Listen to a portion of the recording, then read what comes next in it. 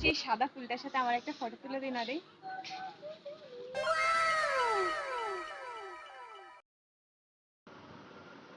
তোর একটা ফটো ভালো আসেনি, তুই কিভাবে ফটো তুলছিস? দেখ সমস্ত ফটোগুলোতে কোনোটাই উজ্জ্বল হয়ে গেছে, কোনোটাই ঘাড় বেঁকে গেছে, একদম ভালো ফটো উঠেনি। আর কয়েকটা ফটো তুলে দে না।